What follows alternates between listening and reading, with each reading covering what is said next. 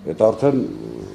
ուրիշ բան է։ Դուք ասում եք ռուսական, քաղաքական ռուսական բանի հետ չկապեն, բայց դուք չեք կարծում, որ Սամվել Կարապետյանը ենթադրենք Ֆրանսիայի մեծահարուստներն, այսպեսի ճակատագիր նրան չէր սպասելի։ Հենց այդ վիոլաջերի օրինակն է վերում, դուք լավ եք հասկանում, որ հանրային ինչ դժգոհություն կա վիոլաջերից եւ ներգործությունից դիցուկ օրինակ, բայց եկեք մոռանանք վիոլաջերին։ Զուտային բանի համար, որ այս վաղը Ռուսաստանում այդ կապիտալը ստացել եւ այնտեղից է եկել եւ զորակցություն հայտնել եկեղեցուն, այսպես խառնել է ամբողջ քաղաքացիները ձեր ի բոլորի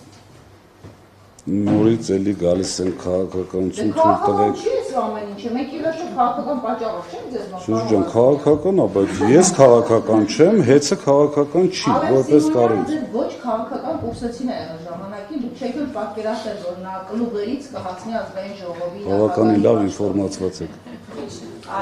Պարոն Ղազարյան, ճշտելու համար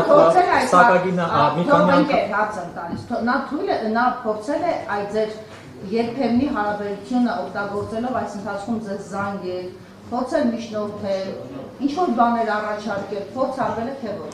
Ալեն Սիմոնյանին վերջին անգամ հանդիպել եմ 16 կամ 17 թվականին Դալմա Գարդեն մոլում, կինոն չեմ հիշի, որ կինոն էինք մտնում ընտանիքով, այդտեղ եմ հանդիպել, դրանից հետո չեմ հանդիպել,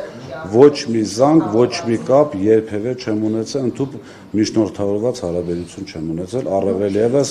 առավել ևս իր պաշտոնատար անձ դառնալուց հետո։ Պարոն Ղազարյան, զուտ ճշտելու համար մի քանի անգամ բարձրացումներ եղել են 16 թվականից